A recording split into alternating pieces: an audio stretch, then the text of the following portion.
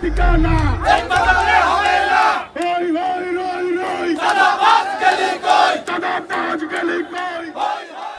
কুমিল্লা শহরের চকবাজারে চাঁদাবাজির প্রতিবাদে দোকান বন্ধ ও সড়ক অবরোধ করে বিক্ষোভ করেছে ব্যবসায়ীরা। 22 অক্টোবর বুধবার দুপুরে নগরীর ফয়সাল হাসপাতালের সামনে এই বিক্ষোভ অনুষ্ঠিত হয়। এই ঘটনায় রুবেল মিয়া নামে এক ব্যক্তিকে একমাত্র আসামি করে অজ্ঞাতনামা আরও কয়েকজনের বিরুদ্ধে কোতোয়ালি থানায় অভিযোগ দায়ের করা হয়েছে।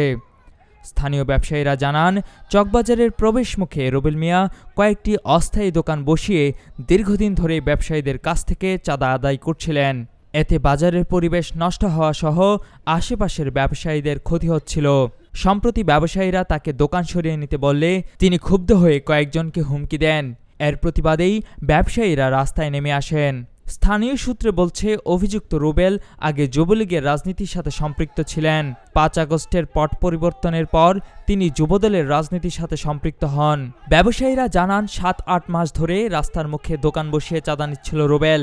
এতদিন তারা কিছুই বলেননি, কিন্তু পরিস্থিতি খারাপ হয় তারা প্রতিবাদ করেছেন।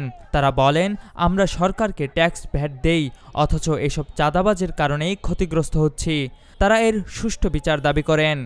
5-7-8টা মাস দোকানদার বসাইয়া তারা 400-500 টাকা করে আপনার ঠিক আছে, আমরা তার প্রতিবাদ করি না, কিন্তু আমাদের এখন ব্যবসায়িক ক্ষতি হচ্ছে, জায়গার পরিবেশ সমস্যা হইতেছে। যার ধরুন আমরা আজকে ডাক দিয়ে যারা চাঁদা নেয় তারা আমরা বলার পরে এখন একটু পরে আপনার রুবেল নামে একজন রুবেলে আমরা পুরো এলাকাতে ঢুকিয়া মনে করেন যে দোকানদাররা গেছে সবার দোকানের সামনে দাঁড়াইয়া যে ফাইরে লেবো ছিঁড়ে লেবো।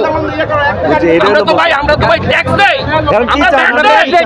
আমরা তার উপযুক্ত শাস্তি চাই, উপযুক্ত শাস্তি।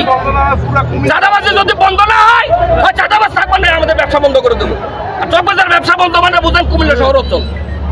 কোতোয়ালি থানার ভারপ্রাপ্ত কর্মকর্তা মাহিনুল ইসলাম বলেন, ঘটনাটি তেমন জটিল নয়। খবর পেয়ে পুলিশ ঘটনাস্থলে গিয়ে ব্যবসায়ীদের সঙ্গে কথা বলেন। প্রাথমিকভাবে জানা গেছে, রুবেল আগে আওয়ামী লীগের রাজনীতি করতেন, বর্তমানে বিএনপির সঙ্গে যুক্ত আছেন। চকবাজারের রাস্তার মুখে দোকান বসানোকে কেন্দ্র করেই এই ঘটনার সূত্রপাত। রুবেলকে খুঁজে গ্রেফতারের চেষ্টা চলছে।